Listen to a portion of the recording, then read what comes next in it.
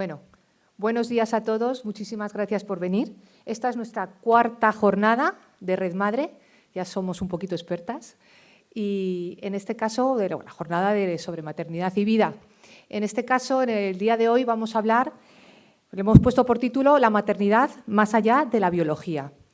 Y espero que os guste el tema, creo que vais a disfrutar muchísimo. Tenemos a 4 invitadas que nos van a explicar y van a comentar lo que ha sido su vida. Es una vida, cada una de ellas tiene una vida muy diferente, pero todas tienen algo en común que vamos a descubrir en el día de hoy. O sea que, sin más, yo ya me despido, pero quiero presentar a Pilar La Huerta, presidenta de Red Madre Aragón, que va también a presentar a nuestras invitadas y las acompañará luego a la mesa. Muchas gracias a todos, de verdad.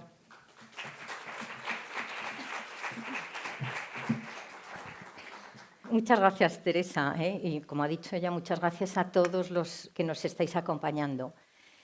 Doy las gracias también especialmente a Amaya, nuestra Amaya Azcona, la directora general de la Fundación España, de Red Madre España, que ha venido aquí a acompañarnos y también participará al final.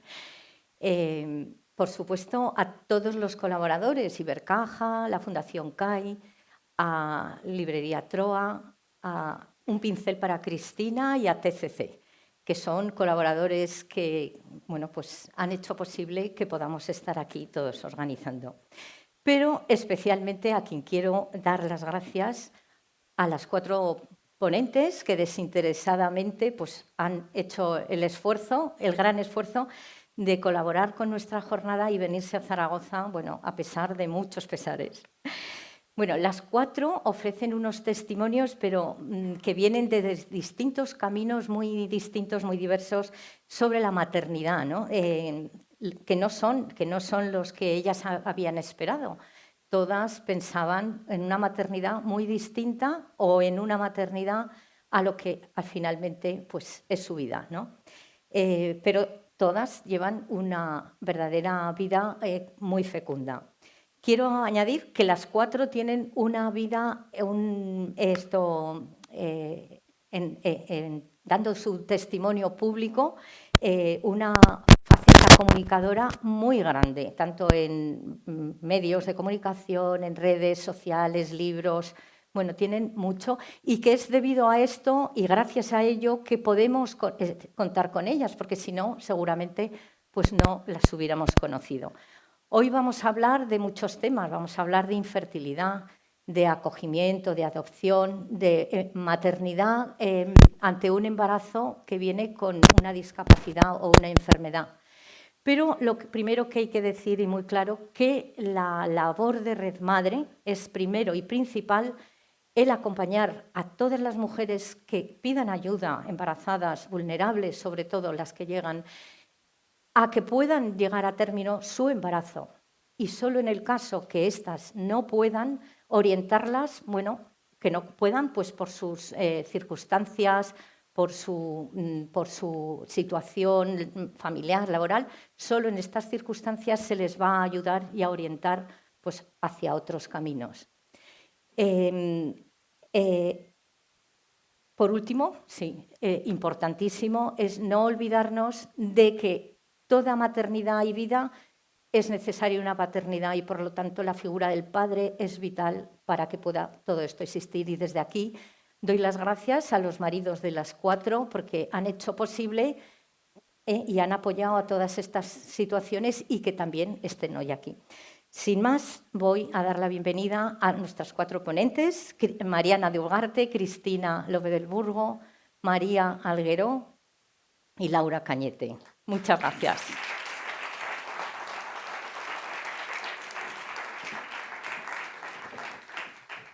Ay.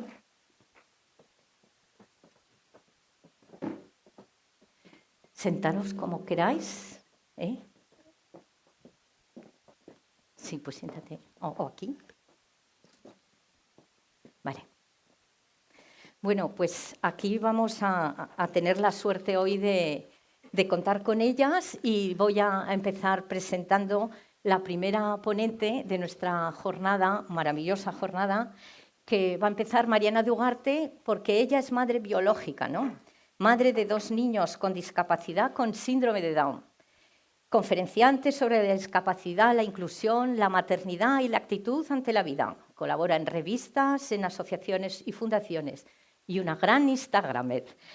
Con ella vamos a ver que hay mujeres que aceptan a un hijo que llega con una discapacidad o una enfermedad o una malformación, una maternidad que se desvía del ideal de hijo perfecto y que a menudo implica desafíos adicionales, pero que es y se puede ser plenamente feliz. Autora de un libro, bueno, no sé si aparecerá, bueno, 2x21, la felicidad no entiende de cromosomas, que si todo se arregla es que ha habido un pequeño problema con Fontibre, les han desaparecido los libros, pero si no, podrán luego adquirirlos. Sin más, Mariana nos va a hablar de Abrazando lo inesperado, el viaje de la maternidad ante la discapacidad. Muchas gracias, Mariana.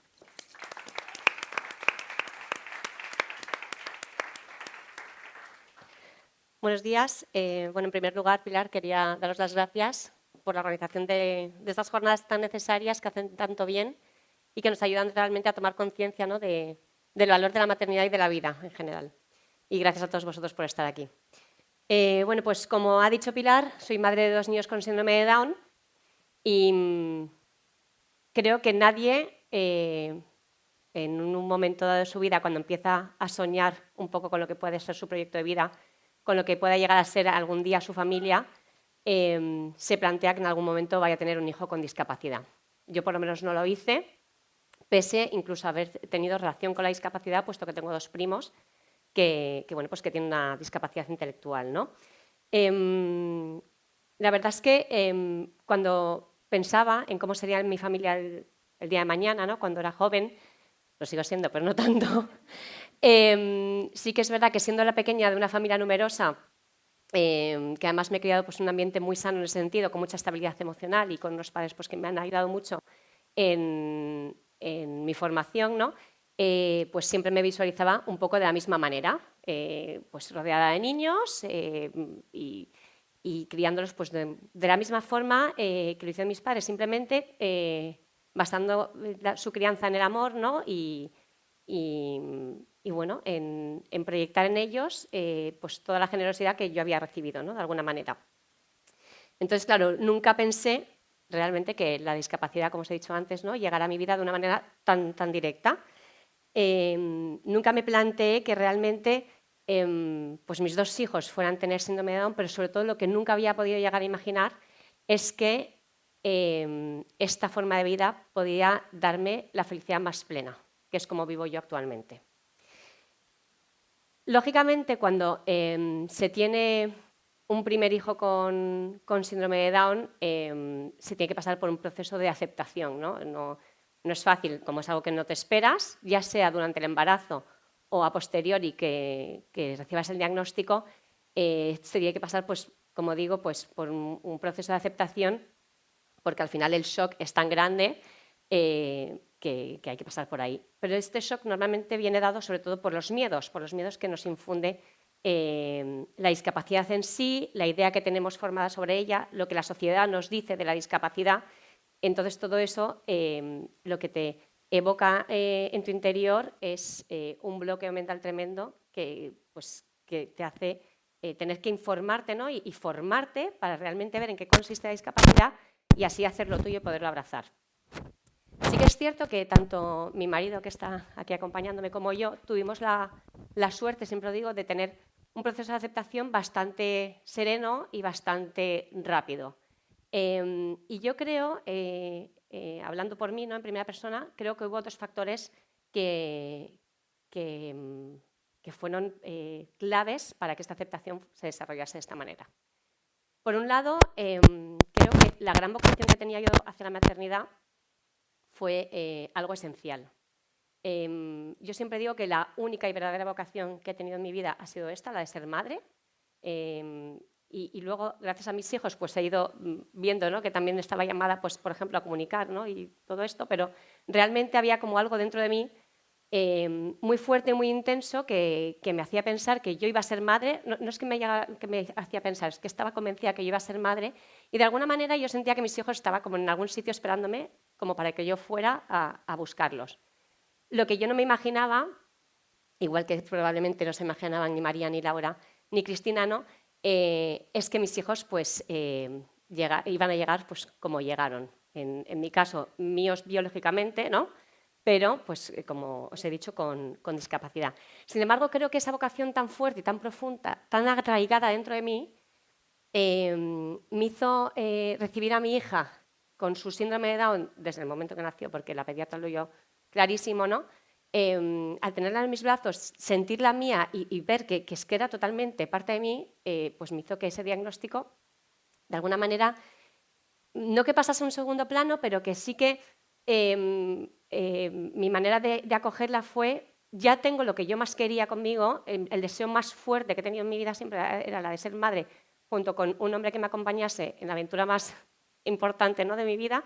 Entonces eso ya estaba cumplido. O sea, yo ya tenía lo que realmente tenía dentro de mí, ¿no? Pero luego, por otro lado, hubo un factor que fue sin duda muy, muy importante, y fue la figura de la pediatra que diagnosticó el síndrome de Down a mi hija. Tuvimos la suerte con el nacimiento de Mariana, que esta pediatra era una persona que tenía una formación bastante amplia sobre el síndrome de Down, había tratado a varios niños con síndrome de Down, sabía de lo que estaba hablando cuando nos decía que el síndrome de Down no iba a ser algo malo. En ningún momento nos habló del síndrome de Down dulcificándolo. En ningún momento nos dijo que esto iba a ser un camino de rosas, que iba a ser muy fácil. Pero tampoco nos mintió cuando nos dijo que íbamos a ser muy felices con ella, ¿no? Y creo que esto es algo clave, y es algo en lo que voy a incidir un poco más adelante en esta charla, pero creo que hay algo muy, muy importante de cara a todo el personal sanitario, ¿no? Y es que, seguro que Cristina está de acuerdo conmigo, y es que es muy importante, bueno, y esto al final además afecta en cualquier profesión, pero es muy importante el cómo se transmite una noticia para... o sea, perdón, no me sale la palabra. La manera en la que uno transmite una noticia va a repercutir directamente en cómo se la va a tomar aquel que la recibe. ¿Y es por qué digo esto? Pues porque la forma en la que transmitió el diagnóstico esta pediatra hizo que nosotros asumiésemos el diagnóstico de nuestra hija con muchísima más serenidad. Porque, como digo, fue muy objetiva, no dulcificó, pero tampoco fue fatídica. Escucho a diario muchísimas historias de madres que han recibido el diagnóstico de sus hijos con síndrome de Down de una manera tan oscura, tan tremendista, y poniendo todo el futuro de una manera tan terrible que, lógicamente, ese proceso de aceptación requiere de mucho más tiempo y de mucho más trabajo, ¿no? Entonces, en este sentido, siempre aprovecho para pedir a todos los médicos o personas que trabajan en el mundo sanitario que por favor intenten un poco empatizar, ¿no?, con el paciente que tienen delante, porque nunca sabes de qué manera vas a influir en el proceso de aceptación, ya sea pues, del diagnóstico de un hijo con discapacidad o de una enfermedad o de lo que sea. Hay mucha gente que se cree que la maternidad de un hijo con discapacidad es muy diferente a la maternidad de un hijo al uso, vamos a decir, ¿no? Y realmente tiene mucho más en común que de diferente. O sea, obviamente requiere de muchísima entrega, y esto es así y hay que aceptarlo, hay que asumirlo. Pero yo también digo mucho que qué pasa cuando te nace un hijo, vamos a decir, sano, ¿no?, a priori, o sin una discapacidad, pero que más adelante, pues por cosas que pasan en la vida, porque aquí nadie está exento de nada ni de sustos, ¿no?, pues de pronto desarrolla una enfermedad, desarrolla una discapacidad o cualquier tipo de cosa así un poco que se nos vaya un poco de las manos. ¿A ese niño se le dejaría de lado? Seguro que no. Seguro que todos los que estáis aquí daríais lo que fuera, ¿no?, por sacar adelante a vuestros hijos. Bueno, pues así es como vivimos la maternidad las madres y padres de niños con síndrome de Down, pero desde el principio. Y luego, en realidad, nuestro día a día es mucho más sencillo. Como dice mi marido, dice, nosotros nos llevamos a nuestros hijos a lo mejor a la extraordinaria de inglés en en la escuela de Cambridge, ¿no? Y nos llevamos pues, atención temprana desde que nacen. Pero bueno, o sea, al final nuestro día a día es normal. Yo siempre eso decía a mis amigas, digo, la crianza, sobre todo los primeros meses de vida, es exactamente la misma. Los niños son niños que duermen, que lloran, bueno, que hay que cambiar pañales, que hay que pues, asistirles desde el primer momento, pero siempre teniendo en cuenta pues, que su estimulación pues, parte desde casa, ¿no? Entonces, todo lo que vamos haciendo desde el principio lo hacemos siempre con esa vueltita de tuerca que va un poquito más allá para intentar sacar lo mejor de ellos y también lo mejor de nosotros. Con esto, a lo que quiero ir es que a mí muchas veces me preguntan si echo de menos no tener hijos sin discapacidad, ¿no? Y yo realmente siempre digo que es que yo no tengo ninguna carencia. Lo que yo siempre he dicho es que tengo una vocación tremenda de madre, ese sueño que quería cumplir lo he cumplido con creces, es verdad que en un escenario totalmente diferente al que me había imaginado, ¿no? Pero que en ningún momento he sentido que no tuviera lo que quería yo tener, ¿no? Y aunque sí que es cierto que a lo mejor las preocupaciones a veces son un poquito más intensas y más a largo plazo de lo que otras madres se puedan plantear, como os digo, la felicidad está muy presente en nuestro día a día a nivel totalmente familiar. Y hay algo que ha dicho Pilar que creo que es muy importante. Yo también hoy hablo así, ¿no? y con esta seguridad de cómo vivo, gracias también pues, a la parte que le toca a mi marido. La maternidad no es maternidad si no hay un padre. La maternidad siempre va a ir de la mano de la paternidad. Entonces, hoy en día que hablamos tanto de las mujeres, hablamos tanto de la maternidad, recalcar el papel que tiene un padre en el ámbito familiar creo que es algo esencial. Y cuando se trata de un hijo con discapacidad, igual que siempre digo que la maternidad, al menos por mi parte, es igual que la de cualquier otra, pero se vive de una manera un poco más intensa, porque incluso cada hito, cada hito del desarrollo o cada éxito que van cumpliendo nuestros hijos se multiplica como por 10, ¿no? La alegría, porque todo cuesta más, obviamente, ¿no? Al final mis hijos empezaron a andar pues, en torno a los 2 años, cuando cualquier otro niño lo hace a los 8 o 10 meses, empiezan a hablar más tarde, todo eso se vive de una manera más intensa. Eso también pasa por el papel del padre. Entonces esto o se hace de una manera conjunta o no nos va a llevar a ningún lado, ¿no?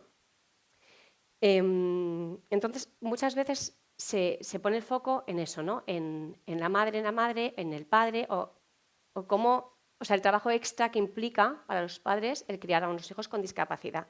Y sin embargo, lo que mucha gente no ve o no se plantea es lo que los hijos con discapacidad nos aportan y nos enseñan a los padres.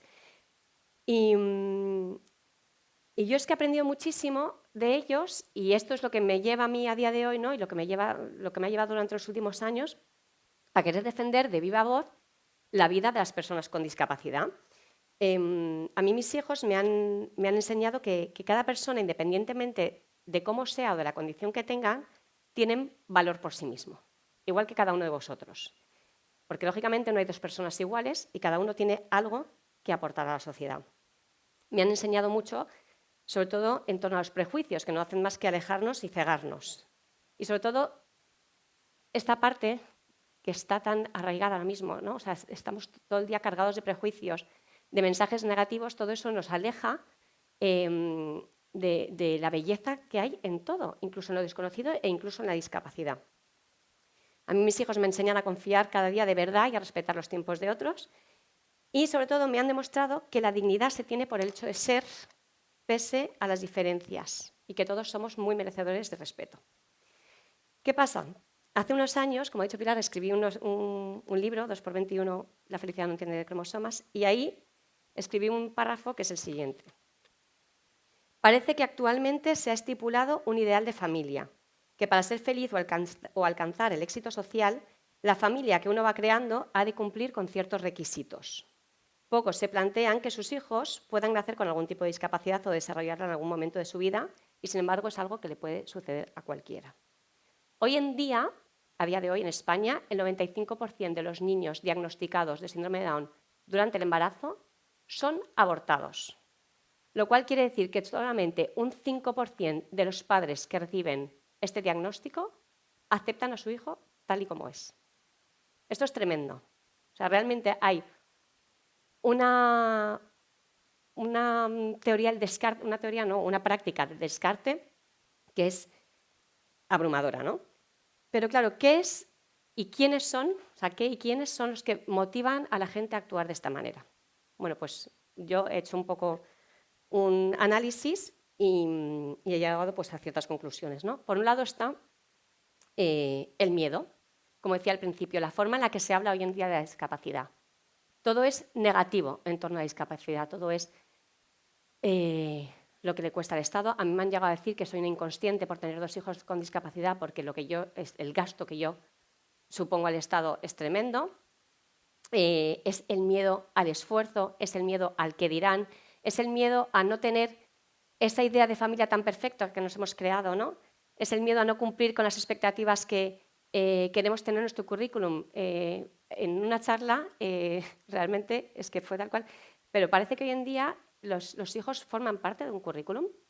Soy CEO de no sé qué, he hecho 3 maratones y soy el padre, el papá o la mamá de menganito y de fulanita. Y esto es así. Entonces, claro, cuando fulanito y menganita tienen síndrome de Down, no me encaja con mis 3 maratones y mis 4 Ironmans. No me encajan con la idea de CEO de super éxito que va viajando por el mundo. ¿Por qué? Porque ven una imperfección, cuando en realidad, que levante la mano aquí quien sea perfecto. Creo que nadie, ¿no? Por otro lado, hay algo que está predominando en la sociedad de una forma que a mí realmente me da mucho miedo y es el egoísmo. El egoísmo que está tan aferrado dentro de nosotros. Un egoísmo que es que ya no es lo que yo quiero para mí, sino es todo centrado en el yo. O sea, es que ahora hay una nueva palabra que es el yoísmo, que además se puso de moda hace unos años en un anuncio de televisión, que eso ya a mí me dejó totalmente descuadrada. Ya no es lo que yo quiero para mí, es que todo se basa en yo, en mi persona, ¿no? Y este egoísmo es lo que nos lleva también hoy a hablar del derecho a ser madre.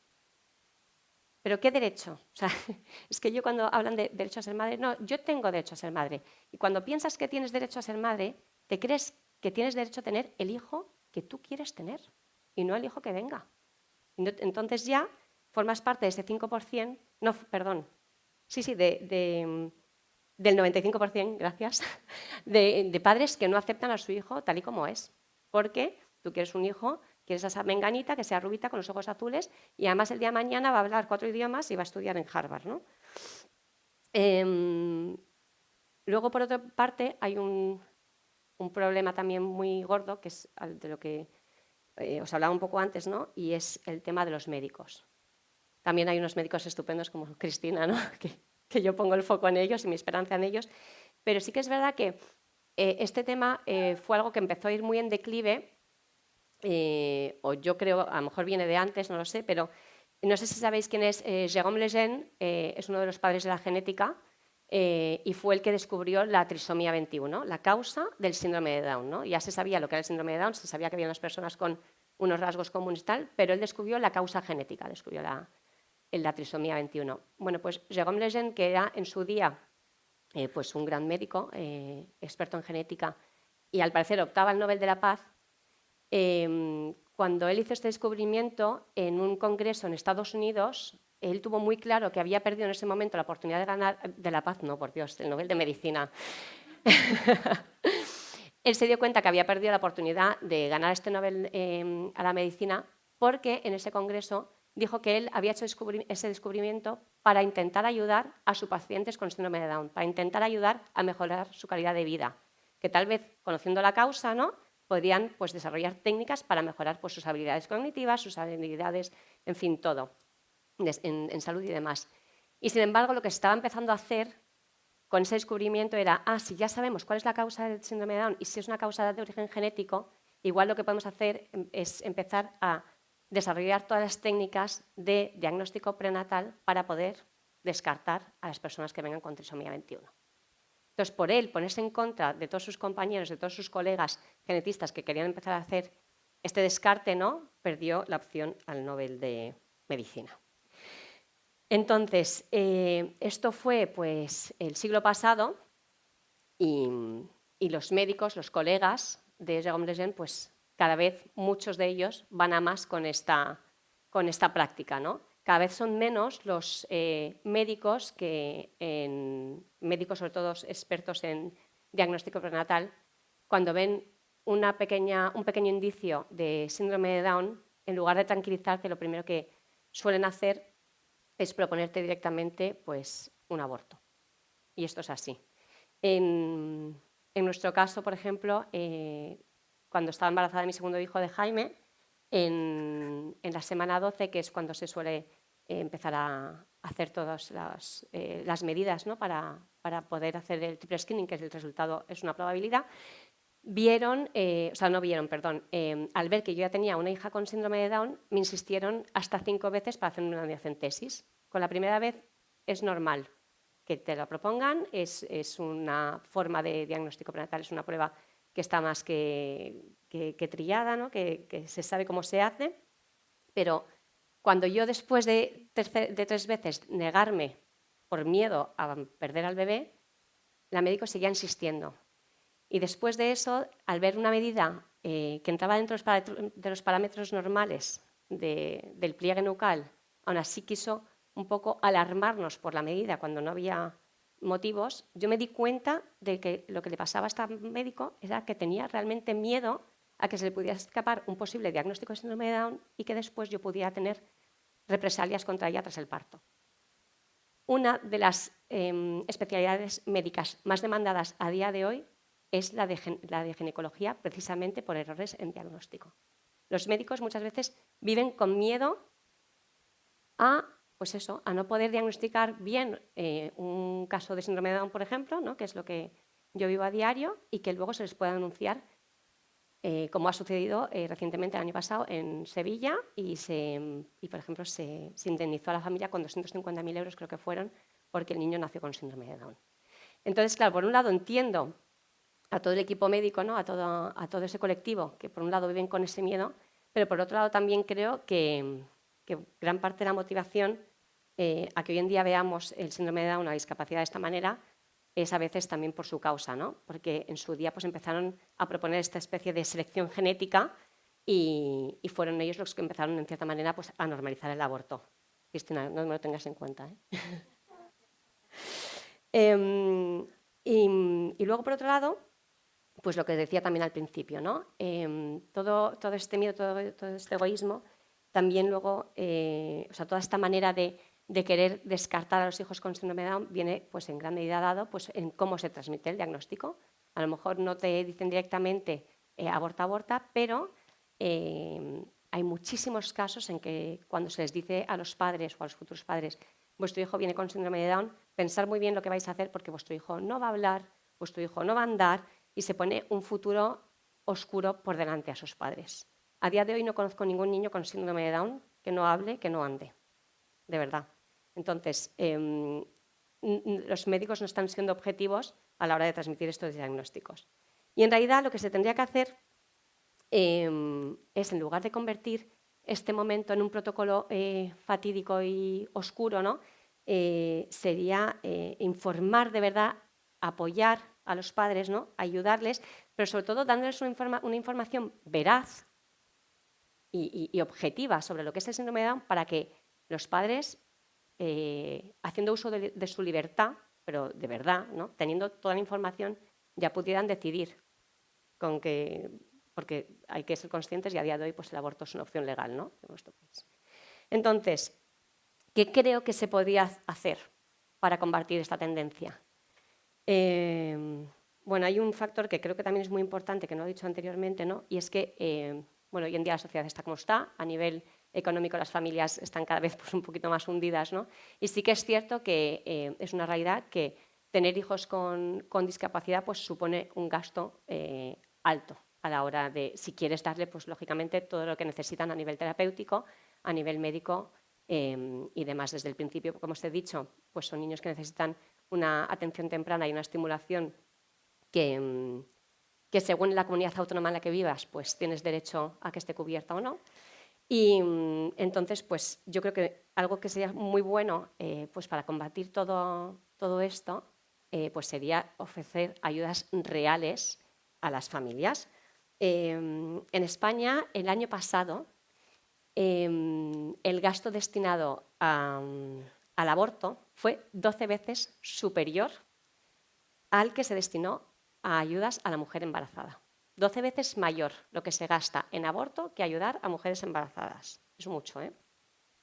Pero es que pasa lo mismo ya no solo con las mujeres embarazadas, sino con lo que se destina a ayudas con personas con discapacidad. Sí que es cierto bueno, que en cierta manera hay que dar gracias porque somos un país que sí que tiene ayudas a personas con discapacidad, ¿no? Y la atención temprana está cubierta desde pequeñitos y demás, pero muchas veces no son suficientes. En el caso del síndrome de Down, si no desarrollan unas patologías asociadas, pues bueno, las terapias suelen ser básicas, vamos a decir, ¿no? Fisioterapia, logopedia y demás, pero sí que es verdad que cuando hay una enfermedad un poco asociada, puede hacer que todo esto afecte más y las terapias requieran pues, de mayor no calidad, sino de mayor cantidad incluso, ¿no? Y a día de hoy también hay muchísima diferencia, lo hablaba antes con María, de las ayudas que se dan con respecto a una comunidad autónoma con respecto a otra. Pero estamos hablando de muchísimo dinero. Entonces, también hacer no un reparto equitativo, sino que dotar realmente de mayor presupuesto a todas las comunidades autónomas para que pudiéramos realmente ver solventadas todas las necesidades de nuestros hijos, creo que ayudaría mucho a que las familias perdiesen el miedo en el momento que tengan un hijo con discapacidad a saber si van a ser capaces de sacarlos adelante o no, ¿no? Pero claro, la Administración a veces debería trabajar más para que las necesidades pues, de estas personas con discapacidad estuviesen cubiertas con independencia de si a lo mejor hay fundaciones como Red Madre que ayudan a estas familias o si una comunidad autónoma ayuda más a otra. Porque al final yo creo que también se escudan mucho en eso, ¿no, Pilar? Que hay fundaciones privadas que dan un soporte cuando en realidad lo perfecto y lo que debería ser es que no hiciese falta que existiera la Red Madre. Eso es. Luego, por otro lado, creo que sería, se hace, pero no lo suficiente, sería muy conveniente que la investigación que se hace en torno a la discapacidad, al síndrome de Down en concreto, porque es lo que a mí me afecta, ¿no? Para mejorar su calidad de vida, pues también fuese mayor, que se destinase pues, también más presupuesto a la investigación. Sin duda, creo que es muy necesario concienciar de una manera objetiva de lo que realmente es el síndrome de Down, como decía, ¿no? Como hablaba de la pediatra al comienzo, que fue capaz de transmitirnos lo que era el síndrome de Down de una manera objetiva, serena, pero sin dulcificar, no hace falta engañar, no tenemos que decir que nuestra vida es maravillosa porque el síndrome de Down está ahí. Nuestra vida es maravillosa porque nuestros hijos son como son y tienen síndrome de Down, pero son nuestros hijos. Pero sí que es verdad que la gente se cree que con el síndrome de Down se vive mal. O sea, a mí hay gente que realmente me compadece porque tengo 2 hijos con síndrome de Down, cuando en realidad pues, no saben de qué manera implica en la vida de mis hijos o en la nuestra propia, ¿no? Y entonces, si realmente fuésemos capaces de hacer como sociedad el trabajo que hacen las fundaciones y asociaciones, pues todo sería mucho más sencillo. Pero lo que no hay duda es que al final no hay nada más pedagógico que el propio ejemplo, ¿no? Y por eso es tan importante la normalización por parte de las familias. Con esta idea fue cuando empecé pues, mi andadura en Instagram hace ya unos cuantos años, simplemente para mostrar que en nuestro día a día, pese a nuestras peculiaridades, ¿no? Con todo el tema de las terapias, con todo lo que la manera que tienen mis hijos de aprender, que es más lenta al final, pero que pueden llegar a alcanzar muchos objetivos que mucha gente se cree que no, era simplemente con la idea de que la gente que no conoce el síndrome de Down de cerca viera que pues en una familia con 2 niños con síndrome de Down se funciona más o menos igual que en el resto de las familias, ¿no? Pero para eso también necesitamos que todos vosotros pues, participéis de ello, ¿no? Yo siempre digo que no hay nada mejor que ir contagiando poco a poco a los que tenemos cerca para que esos pocos contagien a los demás. Entonces yo quiero que hoy, por mi parte, os llevéis la idea de que nosotros con 2 hijos con síndrome de Down somos plenamente felices y hacemos felices también a los que tenemos a nuestro alrededor, para que vosotros os contéis a aquellos que tal vez no lo sepan y que pues, poco a poco vayamos cambiando la idea que tiene la sociedad en torno a esto. Pero ya para terminar, quería contaros una una cosa que escuché hace unos meses y que me pareció maravillosa. Hay un paleontólogo que probablemente muchos los conozcáis, que se llama Ignacio Martínez de Mendizábal. Es uno de los paleontólogos que hizo los descubrimientos de Atapuerca. Y en una charla que escuché suya pues a principios de este año, hablaba sobre sus fósiles favoritos. Pensaréis a qué viene esto, pero lo vais a entender.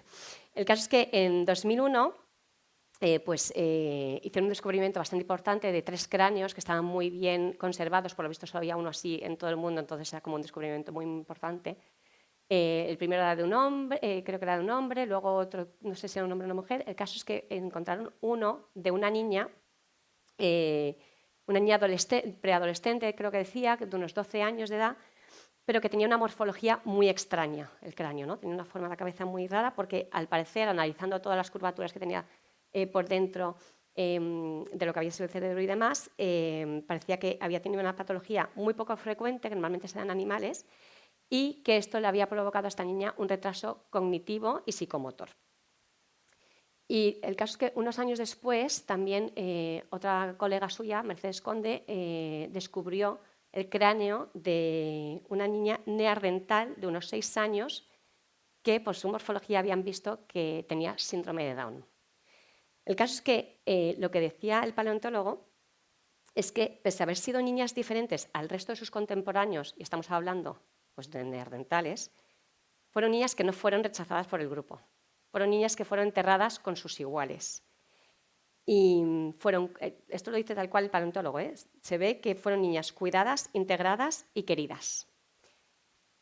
¿A dónde voy con todo esto? Pues que como sociedad, a día de hoy, parece que nos estamos alejando mucho de lo que verdaderamente somos.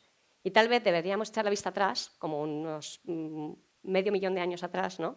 Para recuperar esa humanidad y sensibilidad que hizo que en aquel momento esos neandertales aceptasen y quisiesen a esas niñas diferentes. Entonces, nada, como madres creo que realmente no debemos esperar al hijo perfecto y que simplemente, como madres y padres, y que simplemente lo que debemos hacer es aceptar y querer a nuestros hijos tal y como son. Muchas gracias.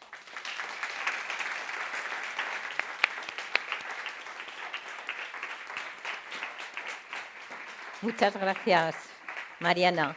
Bueno, ahora, una vez que ha hablado Mariana como madre biológica en estas circunstancias, vamos a empezar ya una fase que es la infertilidad. Y la infertilidad y cómo se puede transformar, ¿no?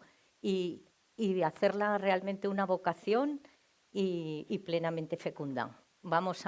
Tenemos con nosotros a Cristina López del Burgo, doctora en Medicina de Familia, profesora, investigadora y formadora en los campos de sexualidad e infertilidad en la Universidad de Navarra. Acompaña a parejas que sufren infertilidad, una que ella también en persona ha vivido.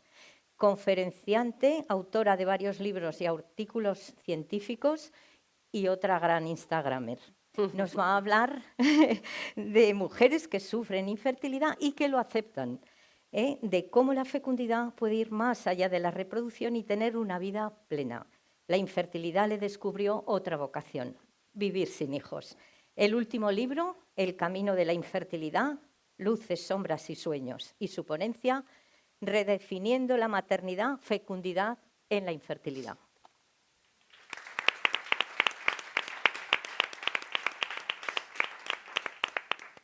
Buenos días a todos. Gracias, Pilar. Gracias sobre todo por tu invitación. Cuando me llamó para invitarme, me dijo quién tenía en mente que iba a invitar y dije, sí, ahí voy. Con estas 3 pedazos mujeres, luego oiréis las historias de María y de Laura, pero sobre todo me hizo muchísima ilusión que contase conmigo en un foro donde se habla de maternidad. Y ahora vais a ver por qué. Bueno, por cierto, quiero daros la enhorabuena por estar hoy aquí, por querer saber más sobre todas estas maternidades distintas. Y bueno, ha sido un placer oírle a Mariana. Yo estaría todo el día escuchándole. Intentaré no alargarme mucho, pero estas cosas, ya sabéis, empezamos a hablar y ya como es parte de nuestra vida, nos emocionamos y no callamos. Pero bueno, avísame, Pilar, si me paso mucho de tiempo. Creo que todos hemos tenido la experiencia. De hecho, esto es algo...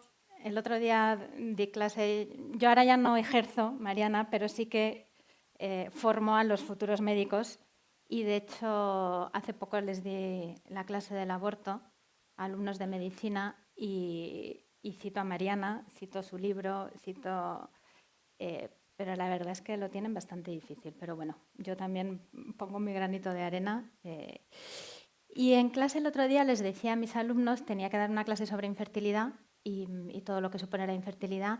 Y empecé la clase, siempre les hago algo que les descoloque un poco para mantener su atención, que es un poco complicado. Y les dije, y lo hice también en un congreso médico que tuve la semana pasada en Madrid, les hice cerrar los ojos. Tenía una presentación, entonces no os voy a hacer cerrar los ojos. Puse una música de fondo y les invité, y eso es lo que os voy a invitar ahora a hacer vosotros, a que penséis o recordéis algo que deseabais fuertemente y no lo conseguisteis. Quizás cuando erais pequeños, el típico juguete que se pide para Reyes y nunca llega. O les dije, tanto en el congreso como a mis alumnos, les dije, da igual que sea algo material o algo intangible. Entonces ahora os invito a que echéis la vista atrás y penséis en eso que deseabais con todas vuestras fuerzas y nunca llegó. ¿Sí? ¿Está localizado? Sí. Pensar ahora, recordar ahora cómo os sentisteis al ver que no lo ibais a conseguir. ¿Sí? ¿Lo recordáis? Quizás sentisteis rabia, frustración, tristeza. ¿Sí? ¿Os suena todo esto? Envidia, porque el de al lado sí que lo consiguió y nosotros no. ¿Sí? ¿Os suenan todas esas emociones? ¿Sí? Vale. Creo que es una experiencia universal, que no siempre conseguimos todo lo que deseamos. Por mucho que las tazas de Mr. Wonderful nos digan, si quieres, puedes. No. No. Desgraciadamente, no todo lo que deseamos podemos conseguirlo. De hecho, a veces deseas tener un hijo y no puedes. Y eso es lo que nos pasó a mi marido y a mí, que también ha venido a acompañarme. Y la verdad es que ¿qué haríamos sin los maridos y sin los padres? Y es lo que nos pasó a mi marido y a mí y hace ya muchos años.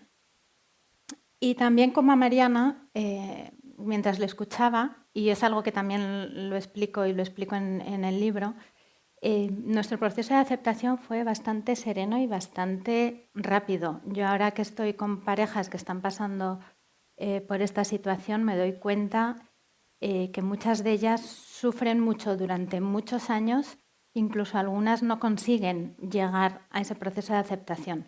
En nuestro caso fue bastante rápido. Entonces, cuando te dicen que no vas a poder tener hijos, al principio empieza el desconcierto y muchas veces no nos damos cuenta que esa pareja va a tener que pasar por un proceso de duelo, porque es verdad que no se le ha muerto a nadie, no se le ha muerto un hijo, no, pero es que cuando te dicen no puedes tener hijos, la infertilidad es la pérdida de un proyecto vital. Eso que habías deseado con todas tus fuerzas, a mí cuando era pequeñita lo recuerdo perfectamente, con 6, 7 años que me preguntaban, ¿y tú qué quieres ser de mayor? Yo siempre contestaba que quería ser mamá. Cuando ya fui más mayor decía que quería ser médico, pero recuerdo desde muy pequeñita decir yo quiero ser mamá. Entonces, cuando ves que no vas a poder, claro, supone la pérdida de tu proyecto vital y como toda pérdida va a conllevar un proceso de duelo. Un duelo que muchas veces es invisible. Primero porque no has perdido nada tangible, nada que se vea. Entonces la gente no se da cuenta. Y segundo porque la infertilidad sigue siendo un tema tabú. No se habla de la infertilidad y entonces no se reconoce que tiene una parte de sufrimiento. Es súper frecuente que te digan, va, qué bien vivís sin hijos. nos lo han dicho ya, hemos perdido la cuenta de las veces que nos lo han dicho. Muchas veces se hacen muchos comentarios a las parejas sin hijos por puro desconocimiento de la realidad de que supone no poder tenerlos. Ese fue uno de los motivos por los que decidí, bueno, yo en clase en la facultad sí que llevo muchos años explicando estos temas, pero llegó un momento, precisamente estábamos viviendo en Zaragoza, nosotros vivimos en Pamplona, pero estuvimos 2 años, mi marido estuvo 2 años trabajando aquí, yo iba y venía, y fue precisamente cuando estaba en Zaragoza, en esa época, que ya dije, tengo que hacer algo con este tema. Voy a empezar a abrir una cuenta en Instagram y empecé a escribir abiertamente sobre la infertilidad desde mi experiencia personal y también desde mi experiencia profesional. Luego ya surgió el libro. Pero es verdad que si no hablamos abiertamente de lo que supone la infertilidad, si la desconocemos, ¿cómo vamos a acompañar a las personas que lo sufren? Entonces, como todo proceso de duelo, va a afectar a nivel personal, a nivel de pareja y luego a nivel de familia, relaciones sociales, incluso también a nivel laboral. Pensar en una mujer que se tiene que salir del trabajo para hacerse un montón de pruebas médicas o para operarse o está en un tratamiento de fertilidad y tiene miedo de decir que se va a quedar embarazada, porque desgraciadamente hoy todavía existe el moving maternal en las empresas. Y si te quedas embarazada, a lo mejor, vale, no es legal que te despidan, pero te pueden relegar, etcétera. Entonces, la infertilidad afecta a todos los ámbitos de nuestra vida. Entonces, y eso es algo bastante desconocido. Muchas veces, lo que os decía, se hacen comentarios sin mala intención, pero que reflejan un gran desconocimiento de la realidad de la infertilidad. Os he dicho lo de que bien vivir sin hijos, como si no tener hijos te inmunizase del sufrimiento. Os aseguro que nosotros también hemos tenido problemas a lo largo de nuestra vida matrimonial. Entonces, que te digan que bien vivir sin hijos cuando a lo mejor estás en pleno proceso de duelo intentando todas esas emociones, rabia, frustración, tristeza, ira, envidia, todo eso aparece. Envidia ante los embarazos de tus amigas o de tus hermanas. No les deseas el mal, pero sientes envidia porque te están recordando lo que tú no estás consiguiendo y es súper normal sentirla. Pues eso, miedo, culpa, todo eso puede afectar a la autoestima, a la autoimagen corporal, mi cuerpo no vale. No. Entonces, imaginaros todo ese cúmulo de emociones y de que encima nadie te las explica. Imaginaros que venga alguien y te diga, es que vives muy bien. Es como, yo siempre digo, es meter más piedras a la mochila. Entonces, el momento en el que decidí escribir el libro fue, os cuento un poquito lo que ocurrió. O sea, yo escribía en Instagram, me costaba muchísimo escribir los posts de Instagram, pero la gente me decía, tienes que escribir más porque de esto no se habla y tenemos que conocer esta realidad. Entonces hubo un día que me llamó una persona que yo conocía, muy experta en temas de familia, y me llamó y me dijo, Cristina, tengo a una pareja cercana a la que quiero mucho, que están sufriendo mucho por no poder tener un hijo, y no sé cómo ayudarles, no sé qué decirles y sobre todo no sé qué no decirles para no aumentar más su sufrimiento. Y entonces, bueno, le estuve orientando un poco y cuando colgué el teléfono dije, o sea, si esta persona que es experta en temas de familia, de pareja, tiene dudas sobre este tema, dije, toca escribir el libro. Tengo que escribir el libro. Y ese día, literalmente, como dicen mis alumnos, literal, ese día abrí un documento en mi ordenador y empecé a escribir el libro. Y el libro lo titulé El camino de la infertilidad, porque realmente las parejas que pasamos por la infertilidad tenemos que recorrer un camino más o menos largo. Entonces, en el libro explico todo lo que lo tengo estructurado como un camino con sus distintas etapas. Entonces, llega un momento de ese camino que vamos transitando, con su duelo, con todas estas emociones que os he comentado, con mucha soledad. Es verdad que en nuestro caso estuvimos acompañados, pero muchas parejas lo viven con mucha soledad y con mucha incomprensión. Va a llegar un momento en que hay, y lo titulé así ese capítulo, un cruce de caminos, donde vas a tener que elegir. Vas a tener que elegir el camino por el que va a ir tu vida. Ese camino puede ser lo que se llama técnicamente la medicina restaurativa de la fertilidad. Ahí está algo que a algunos sonará, que es la naprotecnología. Pero básicamente es, como le digo a mis alumnos, lo que no funciona, vamos a intentar arreglarlo. Eso es lo lógico que se hace en medicina. Curiosamente, en infertilidad, esa vía se suele dejar de lado porque se envía a las parejas directamente a reproducción asistida. Entonces, bueno, pero el camino está ahí. Vamos a intentar arreglar lo que funciona mal. Y ahí hay mucho campo de actuación. Hay parejas que van por esa vía. Generalmente al principio casi todos elegimos esa vía. Vamos a ver qué está funcionando mal, a ver si lo podemos solucionar. Después está el camino de la reproducción asistida, que tiene sus problemas médicos, sus problemas éticos. Todo eso, si queréis saber un poquito más, también lo tengo explicado en el libro. Luego está el camino de la adopción, que nos hablará Laura. Y te voy a pisar un poco, porque es que no me puedo callar cada vez que digo adopción, porque a nosotros nos dijeron muchas veces, ¿y vosotros ni no os habéis planteado adoptar?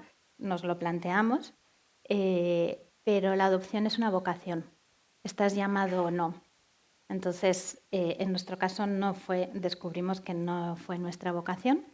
Y luego está también el camino de la acogida, que nos hablará María, que también es una vocación. ¿Estás llamado o no? De hecho, todas las parejas que tenemos infertilidad, que no hemos podido tener hijos, no todas ni adoptamos ni acogemos, ¿vale? Porque es una llamada y luego hay parejas con hijos biológicos que también tienen esa llamada, esa vocación a la adopción y a la acogida.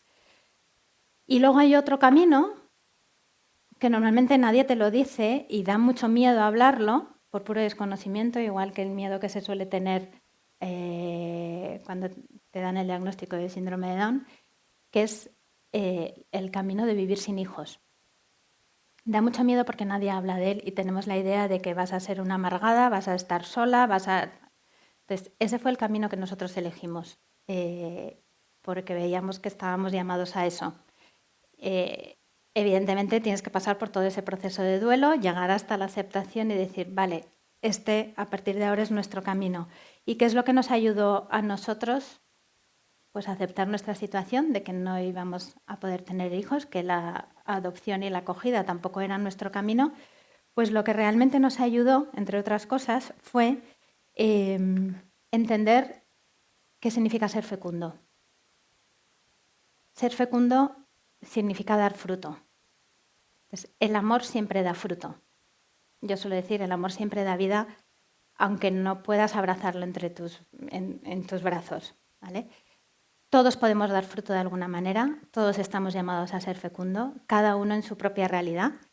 Y me suelen preguntar, vale, ¿y de qué manera? Pues ahí cada uno tendrá que descubrir, pero se puede ser fecundo, se puede dar fruto con cosas pequeñitas, desde ir a trabajar por la mañana y saludar a tus compañeros con una sonrisa. En mi caso, atender a mis alumnos y escucharles cuando vienen a verme, guiarles en su recorrido, que para mí es una de las cosas más bonitas que tiene mi trabajo. Yo solo trabajo en la universidad, ya no veo pacientes. Pero bueno, la vida me ha llevado. O sea, ahora cuando echas la vista atrás dices, vale, me empiezan a encajar las piezas del puzzle. Yo hice medicina para hacer medicina de familia y estar en una consulta. Y llevo 20 años en la universidad dando clases y atendiendo a alumnos a nivel personal. Entonces, a lo mejor tu manera de ser fecundo es montar una ONG, colaborar con Red Madre, cada uno tiene su manera de dar fruto. Y siempre que hablo de fecundidad me acuerdo de la Madre Teresa de Calcuta. La Madre Teresa de Calcuta no tuvo hijos biológicos, pero se le llama madre por algo. Se le llama madre porque realmente fue madre física para muchas personas allí en Calcuta desahuciados y sobre todo fue madre espiritual de millones de personas. Ojalá hubiese más Madres Teresas de Calcuta por el mundo. Podría estar, ya me estoy alargando, podría estar aquí toda la mañana hablando de este camino, pero quiero terminar, os cuento una cosa muy bonita que me pasó el otro día en la universidad y cuando lo recibí dije, esto lo tengo que contar el sábado. Tengo unos minutos, ¿no? Sí, vale. Di una clase de infertilidad, normalmente doy clases en medicina y en psicología, pero esta vez me invitaron llevo varios años colaborando en una asignatura, es una asignatura optativa que hay en la universidad para todas las carreras. La asignatura se llama Matrimonio y Familia. Entonces, la que lo coordina me dijo, quiero que hables de cuando los hijos no llegan. Y les des una clase, y yo, vale. Y entonces les di la clase y al final de la clase les pedí que en una hoja escribiesen 3 ideas que les hubiesen llamado la atención o 3 ideas con las que se hubiesen quedado de la clase. Y entonces nada, las escribieron, me lo recogieron y cuando las estaba revisando, una me llamó especialmente la atención. Porque dije, si esta chica, es una chica, se llama Carla, me ha dado permiso para leeroslo lo que ha escrito, es una alumna de pedagogía. Y dije, si esta chica, o sea, me llamó muchísimo la atención la profundidad de su reflexión. Solo tenían que escribir 3 ideas y sobre todo la gran sensibilidad. Os lo voy a leer. Las 3 ideas que puso, una, la compasión frente a lo invisible. Vivimos en una sociedad que celebra lo visible, el éxito, los hijos, la perfección, lo que nos decía Mariana. Olvida los duelos silenciosos. Aprender a no juzgar ni invadir la intimidad del otro es un acto de verdadera humanidad. Detrás del silencio de muchas parejas hay historias de lucha, pérdida y esperanza. Escuchar sin imponer, acompañar sin preguntar, es también una forma de amar. Bastante nivel, esta alumna. Segunda idea. El valor del amor más allá de la biología. A veces creemos que la capacidad de dar vida biológica define la plenitud del amor o la identidad personal, pero no es así. La infertilidad nos recuerda que el amor no se mide por la descendencia, sino por la fecundidad del corazón. La capacidad de amar, cuidar y construir con sentido aún en medio del dolor. Ser fecundo es dejar huella, aunque no sea a través de la sangre, sino del amor compartido. Os prometo que lo leí, como ahora me emocioné y me puse a llorar. De decir, qué bien lo ha entendido. De hecho, lo explica mejor que yo. Eso es cuando yo empecé a dar clases en la universidad, mi jefe me decía, un buen profesor o un buen maestro es aquel que consigue que sus discípulos le superen. Esta chica me ha superado. Y la tercera idea que escribió, que también me pareció espectacular, la infertilidad como camino de transformación. La infertilidad no solo es una ausencia o una pérdida, sino también un camino profundo de transformación interior. Obliga a mirar más allá del deseo de tener un hijo y a reencontrarse con el sentido del amor y la vida compartida. Aunque duele y deja cicatrices, puede abrir el corazón a nuevas formas de fecundidad. En el servicio, en el acompañamiento, en el amor que se entrega sin condiciones. No hay esterilidad cuando el amor sigue dando fruto en la entrega cotidiana. Gracias.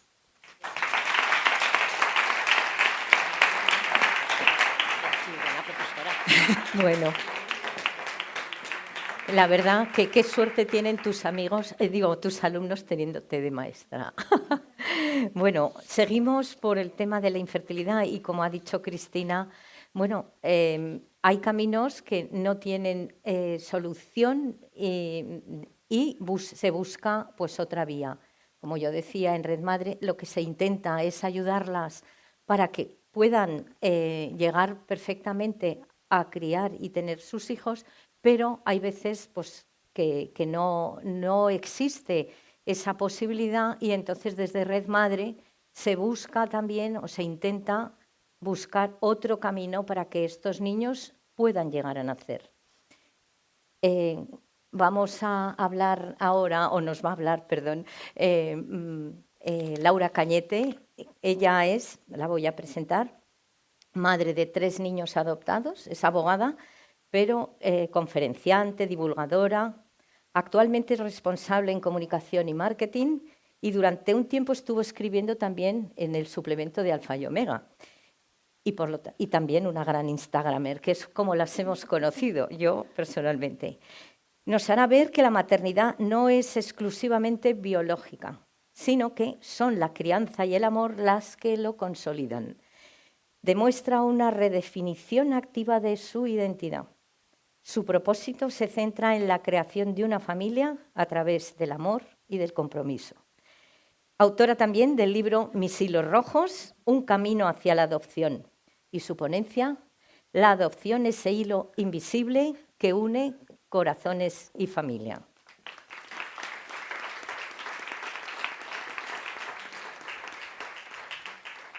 Bueno, buenos días a todos. Muchas gracias, Pilar. Gracias a Red Madre por esta invitación a estar hoy aquí.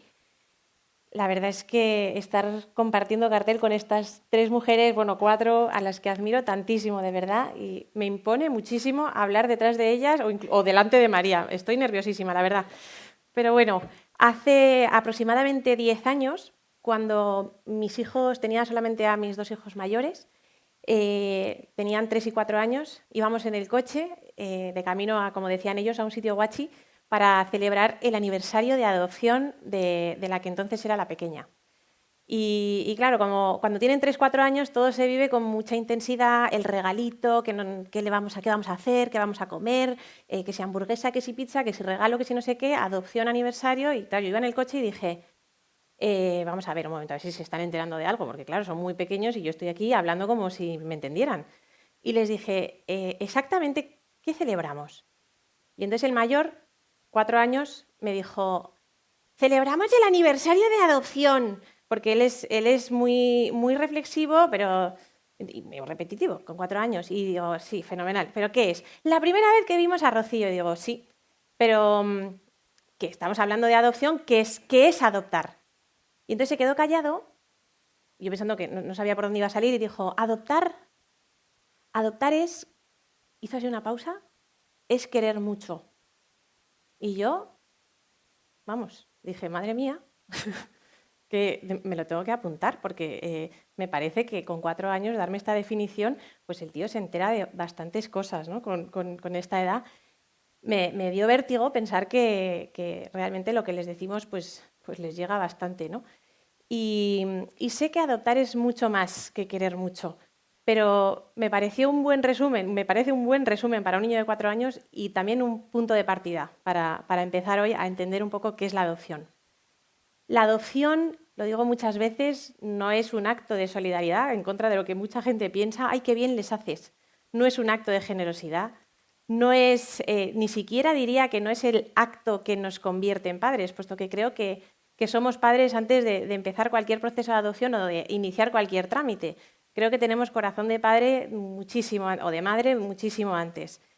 Entonces, la adopción une familias, es un acto de amor, es un acto de entrega, es un acto de confianza. Creo que estos elementos están presentes en todas las personas que intervienen, tanto en los padres como en los hijos. Cuando llega el momento de ver a tu hijo por primera vez y te da la manita sin saber dónde va, a mí la verdad es que lo pienso y yo creo que en el momento no era consciente de eso, ¿no? En los 3 procesos de adopción que he vivido. Pero siendo todo esto cierto, amor, entrega, confianza, unión de lazos, de familia, ciertamente sigue siendo incompleto, porque esto es desde el punto de vista de las familias, de los padres, del corazón, de los sentimientos. Pero la adopción es más. Jurídicamente es una medida de protección de la infancia. No, de lo que se trata es de proteger al menor, no de, como decíamos, del derecho de unos padres o de una familia, sino lo que trata de garantizar es el derecho de todos los niños a tener una familia que les ame para siempre. Cuando un menor se encuentra en situación de desamparo, todos los mecanismos jurídicos, tanto nacionales como incluso internacionales, se activan en aras de proteger esos derechos del menor. Por eso vemos que a veces no es fácil cumplimentar determinados trámites o llegar a término con una adopción. Me han preguntado muchísimas veces, ¿es difícil? Hombre, pues no es fácil. Hay que superar muchos obstáculos, muchos papeles, muchas pruebas y a veces nos cuesta entender por qué es tan complicado. Incluso no llegamos a entender cuando tenemos a alguien cercano, ya sea un familiar, un amigo, lo que sea, que le deniegan la idoneidad. Yo siempre pensaba, decía, yo tengo que hacer me tienen que declarar idónea para ser madre, pero si esto se hiciera, pues es que nos extinguiríamos. O sea, yo creo que realmente idóneos pocos. Yo desde luego, bueno, no lo sé. Entonces, claro, cuando lo que se trata de proteger es al menor, pues empiezas a entender, ¿no?, que realmente pues, que haya tantos obstáculos y tantas dificultades, porque no es fácil garantizar pues eso, lo mejor para el menor. Yo he oído muchas veces, pues esto, gente que no lo entiende, incluso yo misma, me puede costar entenderlo. Bueno, pues mejor estarán en una familia que allí donde están, o mejor estarán no sé dónde que institucionalizados. Y ciertamente es cierto, pero es que no perdamos de vista de esto, ¿no?, de que hay que garantizar lo mejor para ese menor. Y ese menor ya existe, por eso lo de la idoneidad.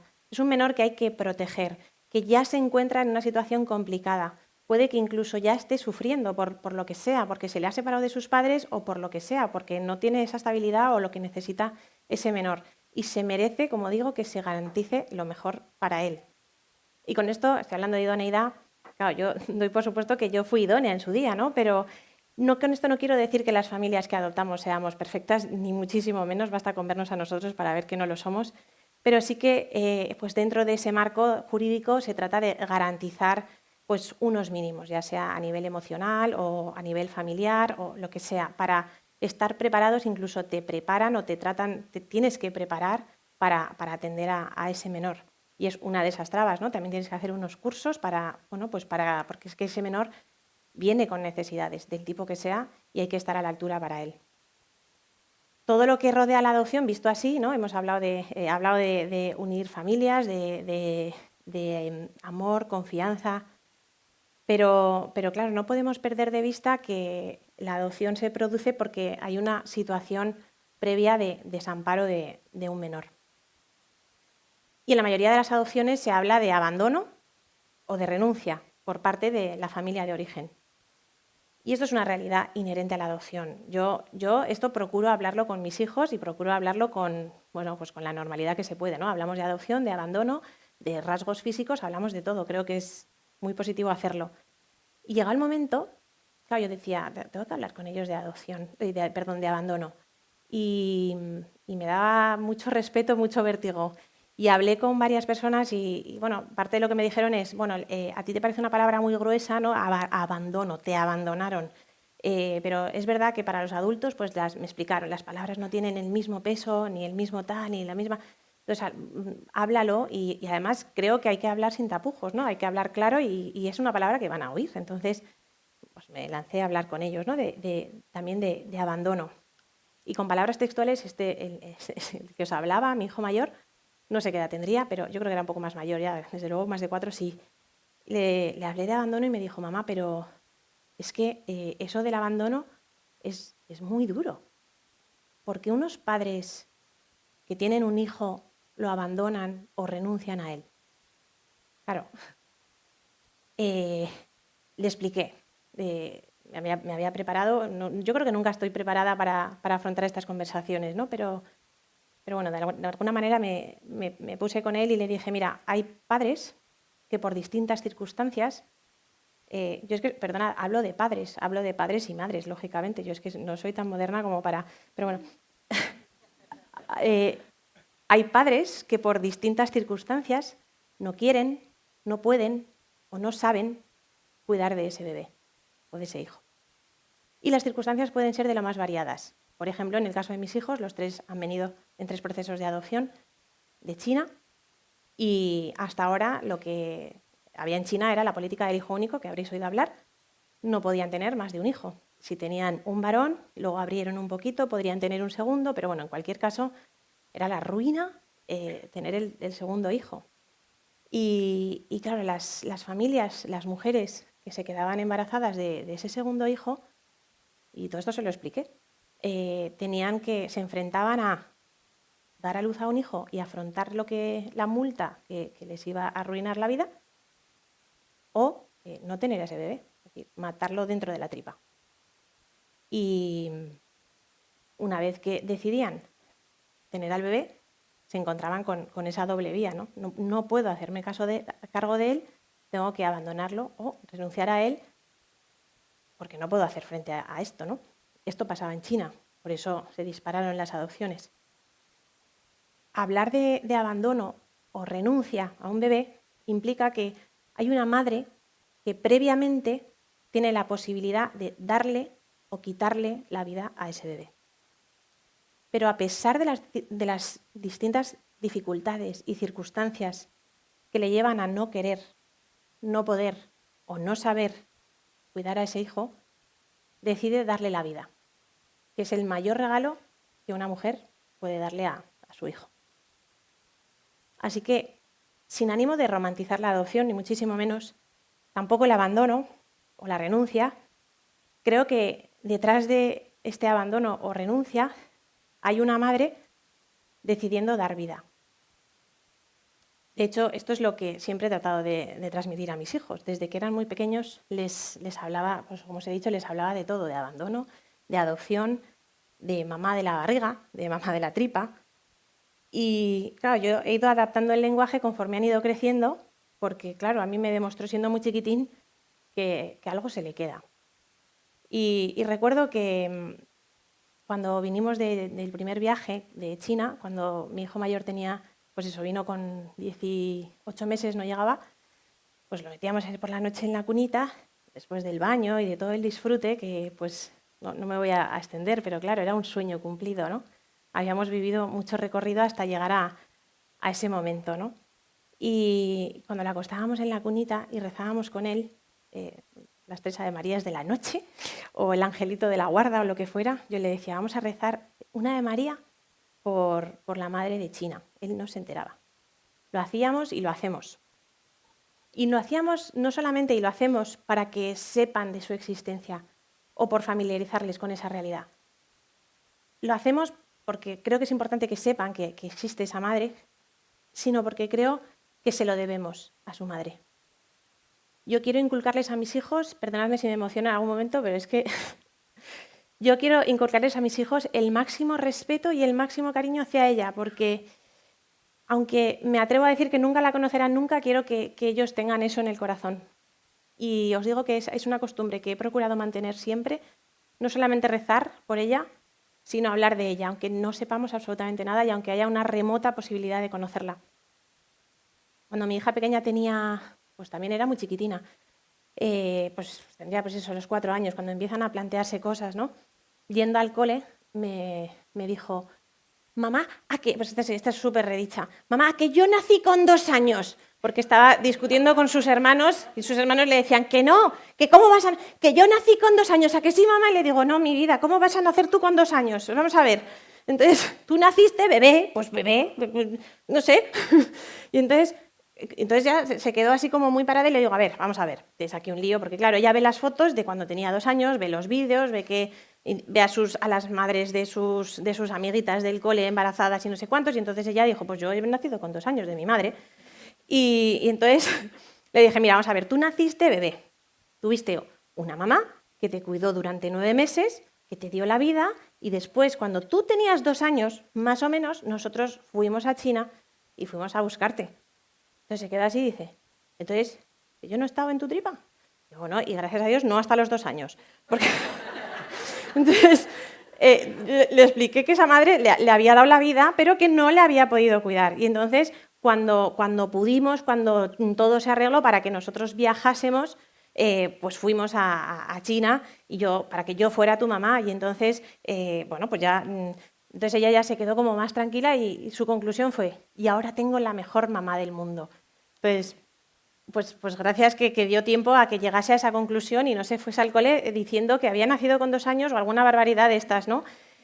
También os digo que estas conversaciones que se producen en el coche me parece que son muy propicias porque cada uno va como a lo suyo y bueno, te da tiempo como a pensar. También os digo que, gracias a Dios, no siempre tenemos este tipo de conversaciones en el coche.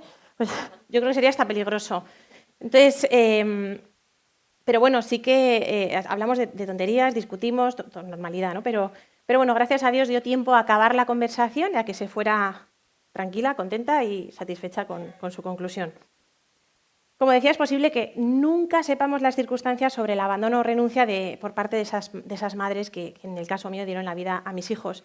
Pero yo personalmente, no sabiendo nada, porque no sé absolutamente nada, prefiero pensar bien de ellas, porque los pocos datos que tengo, muy pocos o ninguno, me llevan a pensar muy bien de ellas.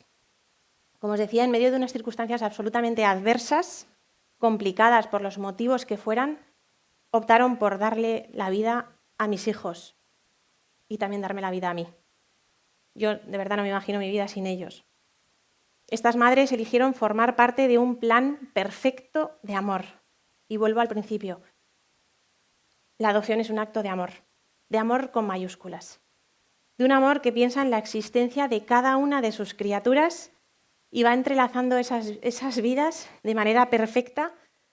En mi caso, dándome la vocación de madre y esa llamada a la adopción, antes incluso de casarme. Mi madre cuando me oye dice, pero si ya desde pequeña me decías, vamos a adoptar a un hermanito. Digo, pues ya se ve que esa vocación la tenía ahí. Esa llamada a ser madre de cada uno de mis hijos, y por eso hablo simplemente de maternidad. No creo que se pueda hablar ni de generosidad ni de nada. Y ya, he hecho varias alusiones, ya ves que soy creyente y creo que mis hijos eran mis hijos desde toda la eternidad, que formaban parte de ese plan perfecto de amor, aunque la manera que he tenido de llegar a ellos no haya sido la convencional. Yo no tuve el privilegio de verlos nacer o de sentirlos durante meses, pero de verdad os digo que he sentido la caricia de Dios con cada uno de ellos.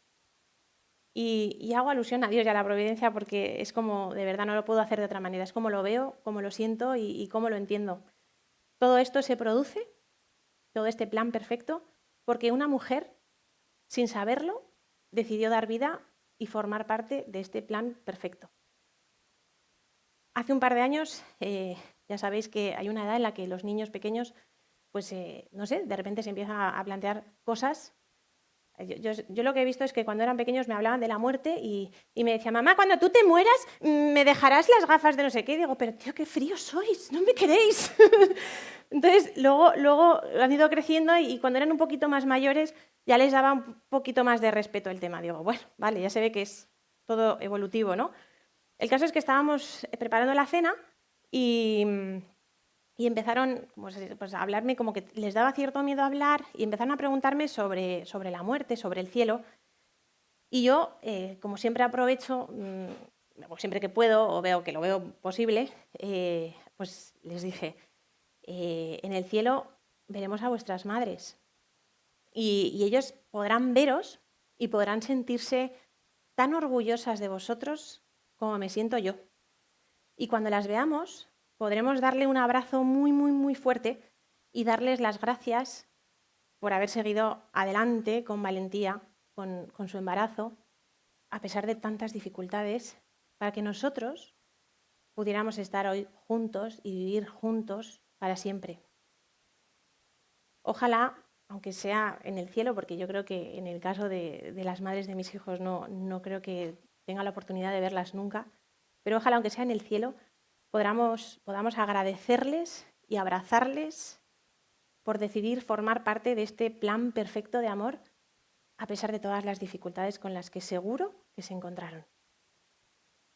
Ojalá cada uno de nosotros estuviéramos preparados para acompañar a una madre que en estas circunstancias tan adversas se encontrase con nosotros y pudiéramos hacerle ver cómo formar parte de este plan perfecto de amor.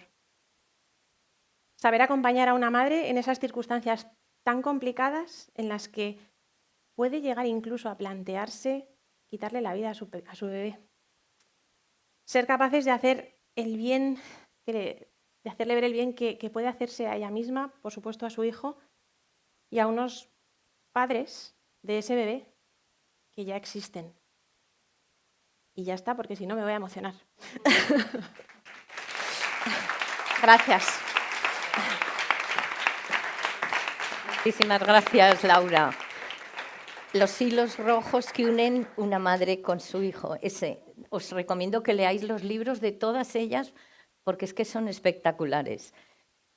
Pasamos a nuestra cuarta ponente. La verdad que María es un caso muy, muy, muy, muy especial. No sé, Es madre de 3 niños en acogida y uno adoptado con necesidades especiales. Maestra de educación infantil, formadora, especialista en primera infancia, autora de varios libros de educación infantil, cuentos, etcétera. Como las anteriores, como las 3, es una gran instagramer, como la he conocido. Ella nos demuestra que la maternidad se construye por decisión y amor, no por sangre, lo que refuerza la idea de que los lazos familiares que se eligen pueden llegar a ser tan fuertes o incluso más que los biológicos. También demuestra tener una alta capacidad de adaptación y resiliencia, ya que los procesos pueden ser largos, los niños a veces han podido pasar por situaciones difíciles y a menudo tienen necesidades especiales. Es autora últimamente de un cuento que no ha llegado a tiempo, pensábamos que iba a llegar, pero no ha llegado. Un abrazo con 2 brazos, pero en breve, en muy poquitos días, estará ya que lo podrán adquirir. La ponencia que nos va a hablar hoy es la importancia del acogimiento familiar como regalo de oportunidades y esperanza. María.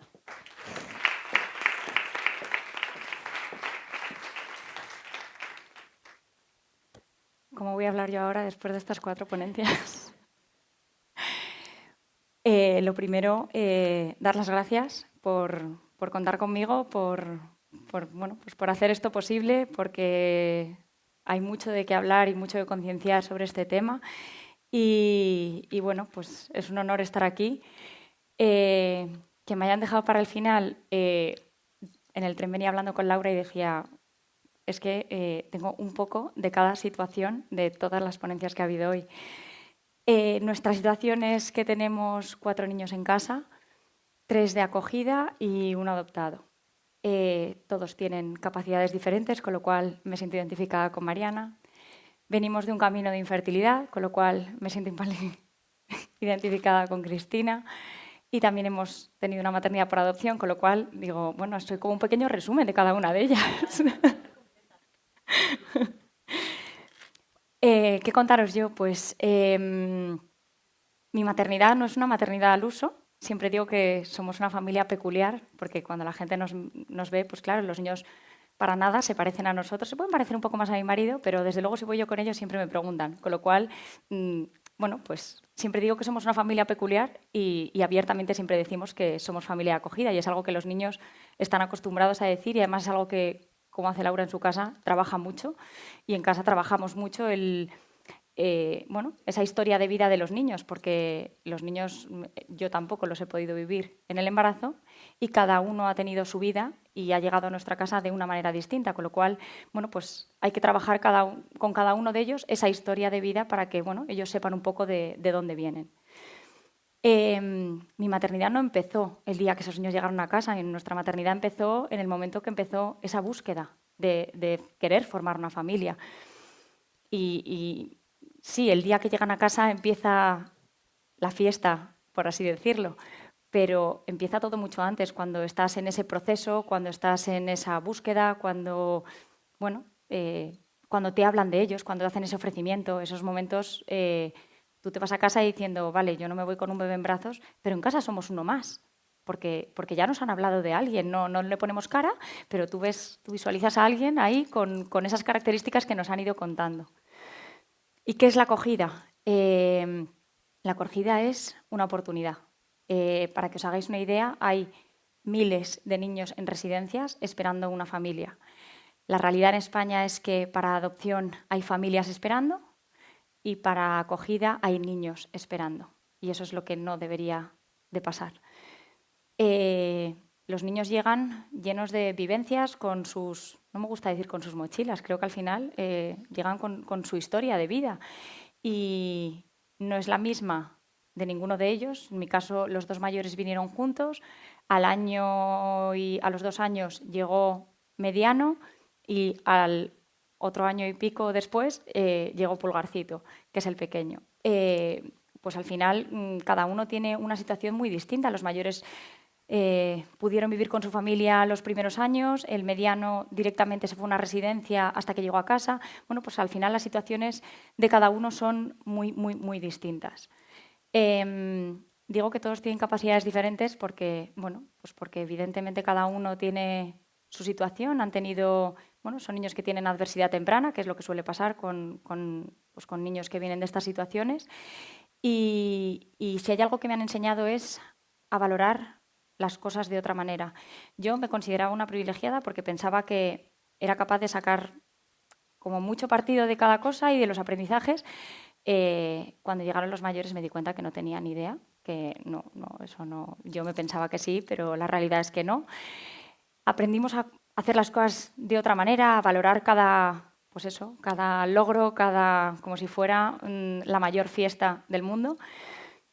Y en ese momento yo volví a pensar que lo sabíamos hacer y que valorábamos mucho las cosas. Y entonces llegó Pulgarcito a ponernos a todos patas arriba. Pulgarcito era una adopción ordinaria, o sea, sé que supuestamente no iba a tener necesidades, pero sabíamos que era un prematuro de 27 semanas. No había pronóstico, el niño estaba ingresado, bueno, pues ya está. Pulgarcito a día de hoy es un milagro. Es mi milagrito, es un milagro que esté aquí. Es un niño al que nos hemos despedido un montón de veces. Llegó a casa, porque después de estar meses en neonatos, llegó a casa y a los 8 días de estar en casa se me quedó tieso. O sea, gracias. O sea, al final nos quejamos de muchas cosas en la vida y yo, si me quejaba de algo, era que Mediano tenía problemas respiratorios y que teníamos oxígeno, que teníamos pulsi.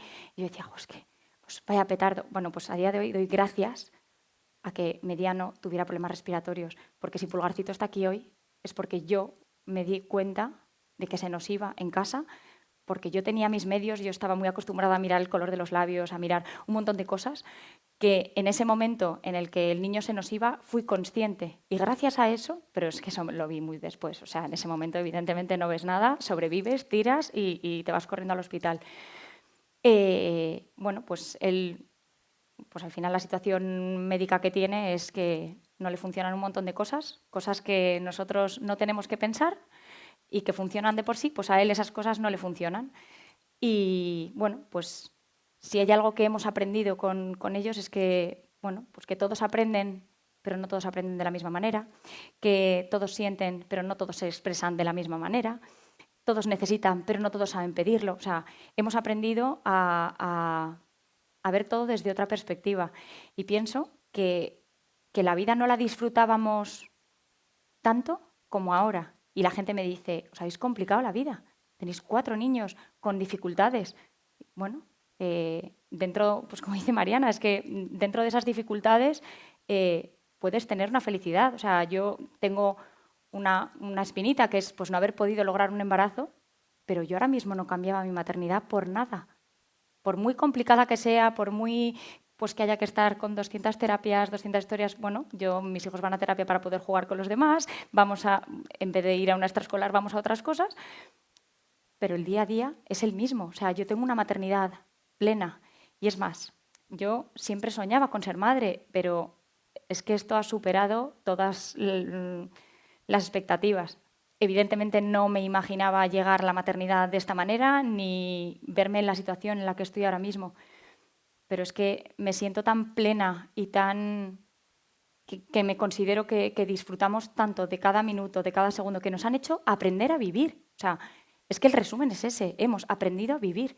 No sabíamos vivir, íbamos por la vida pues como los locos de, sí, pues fenomenal, pues esto, pues lo otro. No, es que ahora exprimimos los minutos. Porque yo hay días que me levanto en casa y a las 2 horas puedo estar metida en la UCI.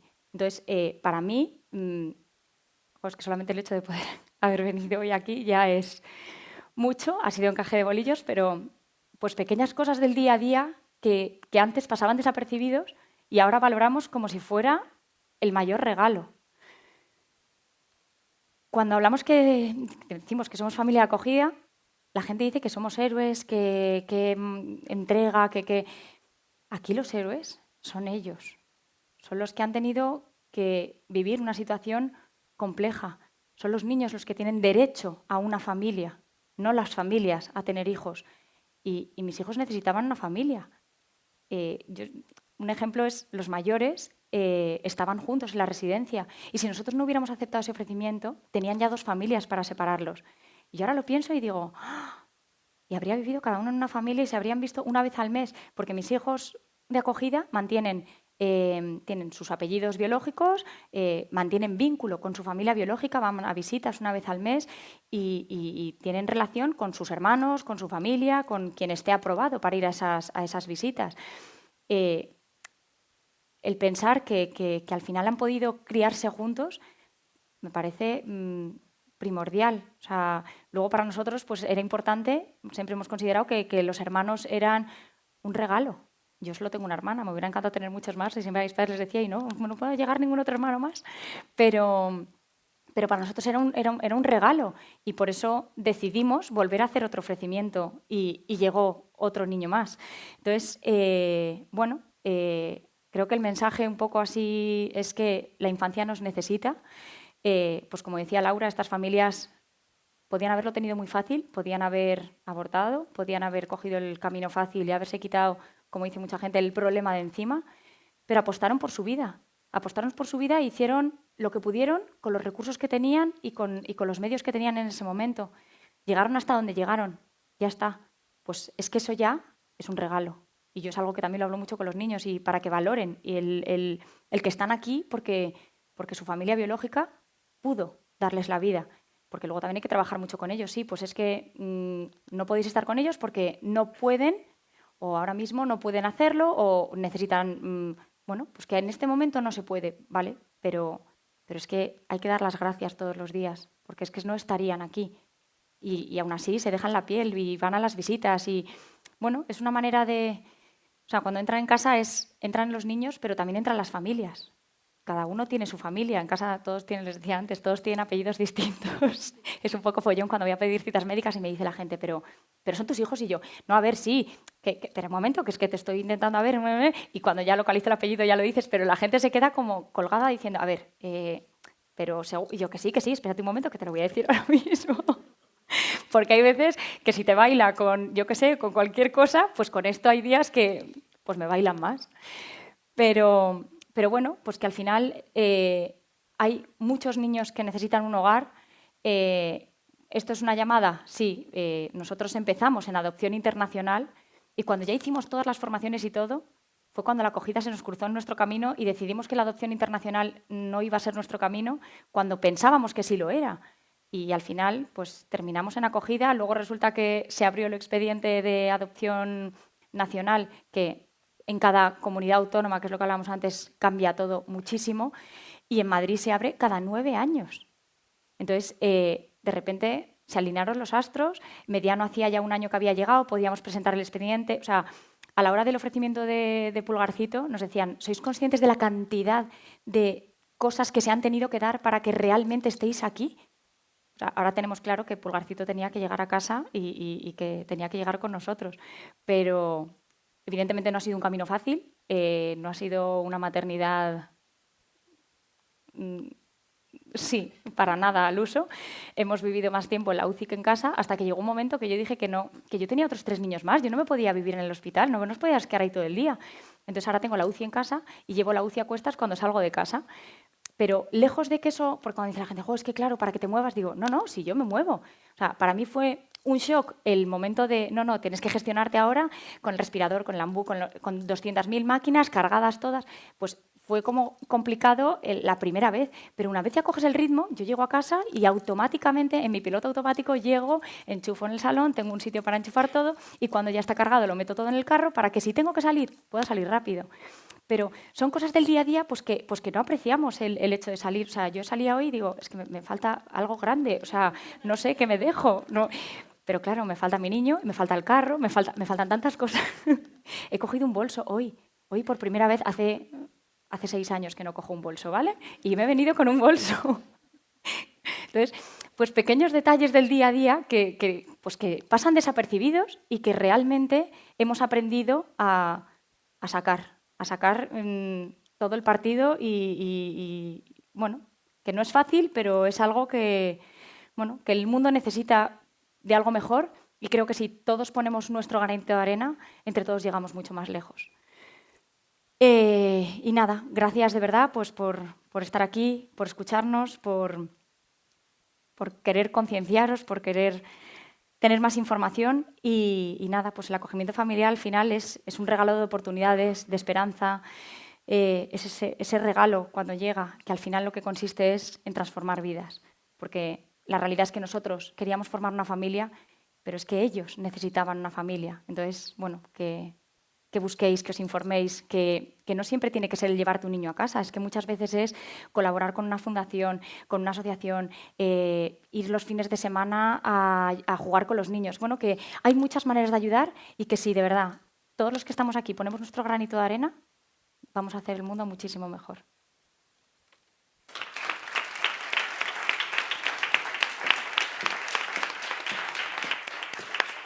Bueno, como decía yo, hay que valorar mucho a los padres, porque gracias No, a que desde se ha luego. quedado, bueno, y también tu padre, ¿no? Mi padre, Tu mi hermana, mucho Bueno, reparto. pues ya habéis conocido a estas 4 súper mujeres